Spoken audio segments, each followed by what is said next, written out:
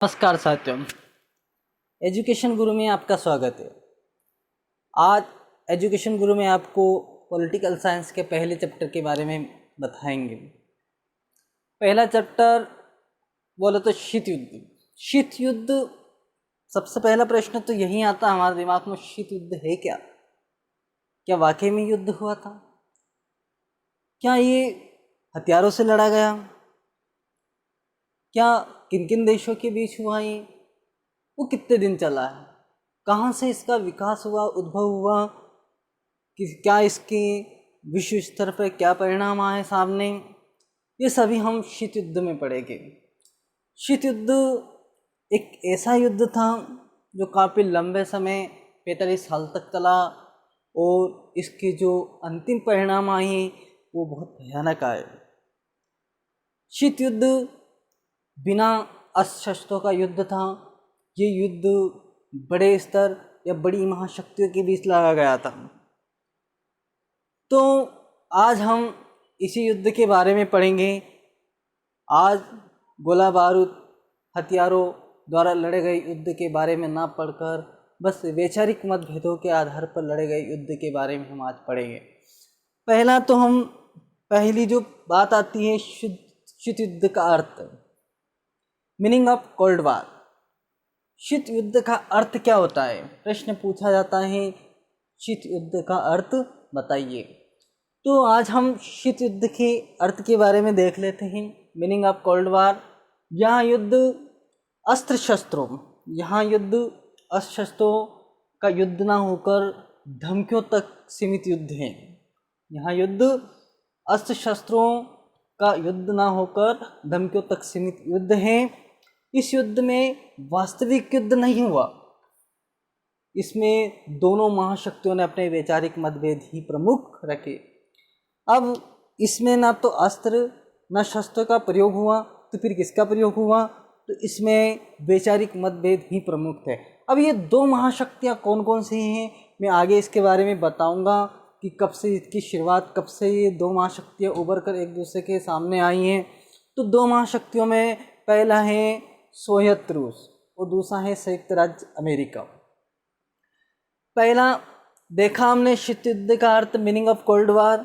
इसमें बताया है, ये याद होना चाहिए आपको एक डेफिनेशन, कि यहाँ युद्ध अस्त्र शस्त्रों का युद्ध ना होकर धमकियों तक ही सीमित युद्ध है। इस युद्ध में वास्तविक युद्ध नहीं लड़ा गया था। इसमें दोनों महाशक्तियों के बीच वैचारिक मतभेद ही प्रमुख रखे हैं। अगला हम देखें इसी का अर्थ, अलग अलग तरह से इसका अर्थ देखेंगे। शीत युद्ध को समझेंगे हम। शीत युद्ध एक प्रकार का वाक्य युद्ध मतलब बातचीत वाला युद्ध था। ये आपसी मतभेद वाला युद्ध था। शीत युद्ध एक प्रकार का वाक्य युद्ध था जो कागज के गोले, पत्र पत्रिकाओं, रेडियो तथा प्रचार प्रसार के साधनों तक ही लड़ा गया था। इस युद्ध में ना तो कोई गोली चली, ना बारूद के गोले चले, ना कोई घायल हुआ, ना किसी की मृत्यु हुई। शीत युद्ध का अर्थ देखा हमने, पहला देखा मीनिंग ऑफ कोल्ड वार को देखा हमने। अब तीसरा देखेंगे। द्वितीय विश्व युद्ध के बाद के काल में संयुक्त राज्य अमेरिका और सोवियत रूस के बीच उत्पन्न तनाव की स्थिति को शीत युद्ध के नाम से जाना जाता है। कुछ इतिहासकारों द्वारा इसे शस्त्र सज्जित शांति का नाम भी दिया गया। कुछ इतिहासकार द्वारा इसको शस्त्र सज्जित शांति का नाम भी दिया गया। शीत युद्ध बिना हथियारों, बिना गोला बारूद के लड़ा गया था। इसमें बस एक वाक्य युद्ध हुआ था जिसमें वैचारिक मतभेद हुए थे। किन किन के बीच हुए थे? ये दो महाशक्तियाँ थी विश्व की। पहला संयुक्त राज्य अमेरिका, दूसरा है सोवियत रूस। दोनों ही महाशक्तियाँ एक बड़े स्तर पर उभर कर आई। दोनों महाशक्तियों के बीच में एक वाक्य युद्ध एक लंबे समय तक चला, उसी का नाम शीत युद्ध है। अब द्वितीय विश्व युद्ध के बारे में हम बात करेंगे थोड़ा आगे, कि द्वितीय विश्व युद्ध किन किन देशों के बीच हुआ, कौन कौन सी महाशक्तियाँ इसमें आगे आई थी, किसको कितना नुकसान हुआ था। शीत युद्ध को थोड़ा समझ लिया हमने एक बार। शीत युद्ध का अर्थ, मीनिंग ऑफ कोल्ड वार। शीत युद्ध जो हुआ उसके क्या अर्थ हैं, क्या मायने हैं, तो उसका मीनिंग पूछा जाएगा, तो मीनिंग याद रखने के लिए आपको इसका स्क्रीनशॉट लेना होगा, क्योंकि इतना डीपली नहीं पढ़ेंगे हम यहाँ पर, थोड़ा सा इसको समझने की कोशिश करेंगे कि यह युद्ध अस्त्र का युद्ध ना होकर धमकियों तक ही सीमित युद्ध है। इस युद्ध में वास्तविक युद्ध नहीं लड़ा गया था। इसमें दोनों महाशक्तियों ने अपने वैचारिक मतभेद प्रमुख रखे। दोनों महाशक्तियाँ कौन कौन सी? सोवियत रूस और संयुक्त राज्य अमेरिका। शीत युद्ध एक प्रकार का वाक युद्ध था, ध्यान रखना इसको। शीत युद्ध कैसा युद्ध था? ये वाक युद्ध। वाक युद्ध मतलब बातों से लेकर या वैचारिक मतभेद को लेकर युद्ध हुआ था। कागज के गोलों, पत्र पत्रिकाओं, रेडियो या प्रचार प्रसार के साधनों तक ही लड़ा गया था। इस युद्ध में ना तो कोई गोली चली, न गोले चले, ना कोई घायल हुआ, ना किसी की मृत्यु हुई। द्वितीय विश्व युद्ध के बाद के काल में संयुक्त राज्य अमेरिका और सोवियत रूस के बीच उत्पन्न तनाव की स्थिति को शीत युद्ध के नाम से जाना गया है। कुछ इतिहासकारों द्वारा इसे शस्त्र सज्जित शांति का नाम भी दिया गया। थोड़ा ध्यान रखना शीत युद्ध का अर्थ। अब हम दो महाशक्तियाँ कौन कौन सी उभर कर सामने आई थी? द्वितीय विश्व युद्ध किन किन के बीच लड़ा गया था? तो द्वितीय विश्व युद्ध को लड़ने के लिए विश्व युद्ध में किसको कितना नुकसान हुआ, किसकी जय हुई, किसी की पराजय हुई, कौन सा देश विजय हुआ, कौन कौन से देश विजय हुए, तो इसमें दो गुट सामने आए। द्वितीय विश्व युद्ध की बात की जाए, क्योंकि अभी तक विश्व के सामने दो युद्ध हो चुके हैं, दो विश्व युद्ध हो चुके हैं, दो वर्ल्ड वार हो चुके हैं। वो कौन कौन से? पहला वर्ल्ड वार हुआ था 1914 से लेकर 1918 तक, लगातार 4 साल तक प्रथम विश्व युद्ध चला। उसके बाद 1939 से लेकर 1945 तक द्वितीय विश्व युद्ध की शुरुआत हुई थी। अब ये द्वितीय विश्व युद्ध किन किन देशों के बीच लड़ा गया था? तो इसमें दो गुट सामने आए थे। पहला गुट था प्रथम गुट, जिसमें संयुक्त राज्य अमेरिका, ब्रिटेन और सोवियत रूस। इसके बाद जो दूसरा गुट था उसमें Germany, Italy, Japan. Germany, Italy, Japan, दो बड़ी बड़ी महाशक्तियाँ या दो बड़े बड़े गुट थे जिनके बीच द्वितीय विश्व युद्ध की शुरुआत हुई थी।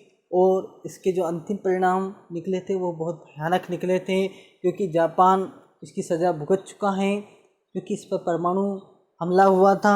अब द्वितीय विश्व युद्ध में जो बड़ी बड़ी शक्तियाँ थीं, इनमें ये विजय हुए, प्रथम गुट विजय हुआ, जबकि दूसरी राष्ट्र जो जर्मनी, इटली, जापान है, उनकी पराजय हुई।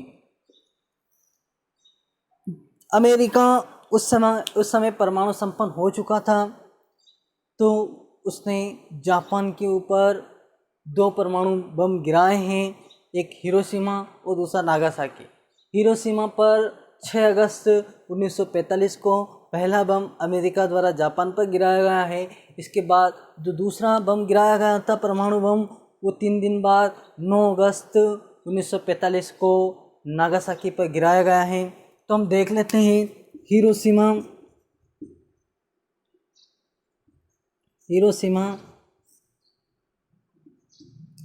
पर परमाणु बम अमेरिका द्वारा कब गिराया था? 6 अगस्त 1945 के दिन। इसके बाद अगला जो 3 दिन बाद जो बम गिराया गया था वो नागासाकी, जापान का एक नगर है ये नागासाकी पर परमाणु बम का जो हमला हुआ था वो 9 अगस्त 1945 को हुआ था। अब जो 9 अगस्त को जो परमाणु बम छोड़ा था, वो 6 अगस्त को जो परमाणु बम अमेरिका द्वारा छोड़े गए थे उनके नाम देख लेते हैं, बहुत बार पूछा जाता है। तो हिरोशिमा पर जो परमाणु बम गिराया गया था उसका नाम था लिटिल बॉय।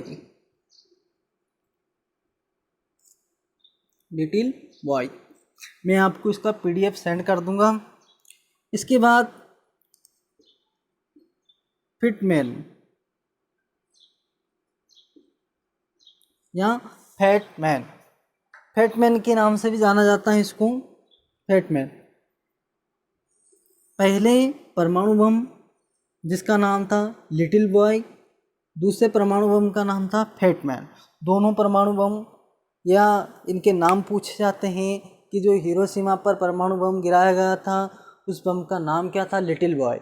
जबकि नागासाकी पे जो परमाणु बम 9 अगस्त 1945 के दिन गिराया गया था उसका नाम था हैटमैन। ठीक है, याद रहेगा। दोनों परमाणु बम या उनके सन पूछे जा सकते हैं। ये बहुत ही भयानक परमाणु विस्फोट था। कम से कम 10 किलोमीटर एरिया को कवर करा इसने, वो लाखों जाने गई है। भयंकर त्रासदी हुई है जिसके परिणाम जापान आज भी भुगत रहा है। जापान के बाद जो जापान पर हमला हुआ उसकी निंदा पूरे विश्व में हुई है, क्योंकि अमेरिका एक परमाणु संपन्न शक्ति बन चुका था। जापान अपनी पराजय स्वीकार कर चुका था। इस तरह से दूरी राष्ट्रों ने अपनी पराजय स्वीकार कर ली है। धीरे धीरे जब इन्हीं महाशक्तियों में प्रथम गुट में सोवियत रूस और अमेरिका दोनों के बीच आपसी मतभेद या वैचारिक वैमनस्य होने का एक कारण था, वो था जर्मनी। जर्मनी के 3 टुकड़े हुए। एक अमेरिका को मिला, एक संयुक्त सोवियत रूस को मिला है, एक संयुक्त राज्य अमेरिका को मिला है और एक ब्रिटेन को मिला है। तीनों टुकड़े अलग अलग बढ़ गए।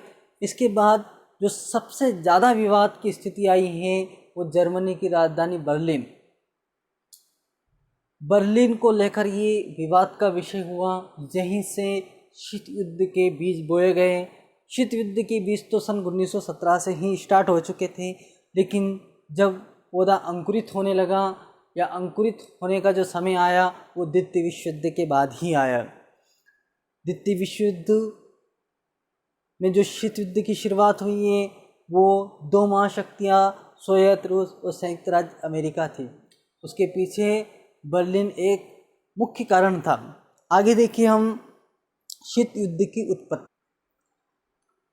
अब आगे हम देखें कि इसकी उत्पत्ति, शीत युद्ध की उत्पत्ति, ओरिजिन ऑफ कोल्ड वार। शीत युद्ध की उत्पत्ति कब से हुई, इसकी शुरुआत की संभावना कब से लगी हमको? तो शीत युद्ध के होने की संभावना द्वितीय विश्व युद्ध के दौरान ही प्रकट होने लगी थी। दोनों महाशक्तियाँ अपने अपने संकीर्ण स्वार्थों को ध्यान में रखकर युद्ध लड़ रही थी और परस्पर सहयोग की भावनाओं का दिखावा कर रही थी। दोनों महाशक्तियाँ कौन कौन सी?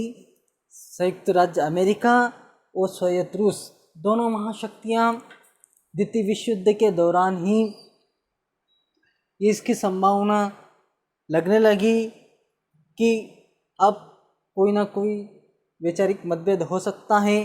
इसी वैचारिक मतभेद को लेकर या अपने संकीर्ण स्वार्थों को ध्यान में रखकर युद्ध लड़ रही थी, परस्पर सहयोग की भावना का दिखावा कर रही थी। दोनों महाशक्तियाँ एक दूसरे के खुलकर सामने ना होकर बस वैचारिक या आपस में या मानसिक रूप से चलने वाला युद्ध शीत युद्ध कहलाता है और इसकी उत्पत्ति द्वितीय विश्व युद्ध के दौरान ही हो गई थी। इसके बीच द्वितीय विश्व युद्ध के दौरान ही बोए जा चुके थे। किन किन के बीच? ये दोनों महाशक्तियों के बीच। आगे पूंजीवादी जो विचारधारा है ये अमेरिका की थी, ये संयुक्त राज्य अमेरिका की विचारधारा थी। साम्यवादी जो विचारधारा थी वो सोवियत रूस की विचारधारा थी। अलग अलग विचारधारा के उभर कर सामने आने से वैचारिक मतभेद बढ़ने लगा, क्योंकि जब अलग अलग विचार अलग अलग व्यक्तियों द्वारा आते हैं तो उनके विचार मेल ना होने के कारण उनमें आपसी मतभेद होने की संभावना ज़्यादा होती है। आगे देखिए, हम इसको देखने से पहले हम देखें पूंजीवादी। इसमें पूंजीवादी को बढ़ावा दिया गया है, साम्यवादी में साम्यवाद को बढ़ावा दिया गया है। आगे देखिए, सोवियत संघ द्वारा याल्टा समझौते का पालन ना किया जाना। सोवियत संघ द्वारा याल्टा समझौते का पालन ना किया जाना। सोवियत संघ याल्टा एक समझौता हुआ था दोनों महाशक्तियों के बीच। उस याल्टा समझौते का पालन सोवियत संघ ने नहीं किया और फिर वापस आपसी टकराव होने लगा। सोवियत संघ और अमेरिका के वैचारिक मतभेद, सोवियत संघ और अमेरिका के वैचारिक मतभेद होने लगे। दोनों के विचार मेल नहीं खाने लगे। अगला देखिए हम सोवियत संघ का एक शक्तिशाली राष्ट्र के रूप में उभरना। सोवियत संघ उस समय एक शक्तिशाली राष्ट्र बन चुका था। उसी समय एक शक्तिशाली राष्ट्र के रूप में उभर कर आने से वो अपनी शक्तियों का दुरुपयोग करने लगा और मनमानी करने लगा। इससे वैचारिक वैमनस्य बढ़ने लगे।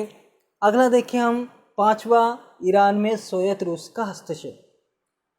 अब हमने अभी देखा कि सोवियत संघ एक शक्तिशाली राष्ट्र के रूप में सामने उभरने लगा, तो उसने ईरान में भी हस्तक्षेप करना शुरू कर दिया। अगला जो शीत युद्ध होने के पीछे का जो कारण है छठा, वो बर्लिन को लेकर। बर्लिन विवाद सबसे ज़्यादा या सबसे बड़ा विवाद था जिसने शीत युद्ध को और आगे बढ़ा दिया। बर्लिन जर्मनी की राजधानी थी। जर्मनी के 3 टुकड़े होने पर इनको शांति नहीं मिली और ये फिर भी बर्लिन को लेकर झगड़ते रहे। इसी से शीत युद्ध आगे बढ़ता रहा। अब आगे देखिए हम शीत युद्ध के विकास या शीत युद्ध का विकास, डेवलपमेंट ऑफ कोल्ड वॉर। शीत युद्ध का विकास 1917 में, इसका बीज 1917 में ही बोया जा चुका था। जो द्वितीय विश्व युद्ध के दौरान ये बीज अंकुरित होकर सामने या उभर कर सामने आया है। द्वितीय विश्व युद्ध के दौरान विश्व के रंगमंच पर स्पष्ट रूप से दिखाई देने लगा। शीत युद्ध एक लंबी प्रक्रिया या लंबे समय तक चला। इसके जो विकास के जो चरण हैं वो 4 चरण हुए। पहला चरण 1946 से लेकर 1953 तक चला। दूसरा चरण 1953 से लेकर 1963 तक चला। तीसरा चरण 1963 से लेकर 1979 तक चला। चौथा और अंतिम जो चरण है वो 1980 से लेकर 1989 तक चला। आगे का हम अगले पार्ट में देखेंगे। धन्यवाद।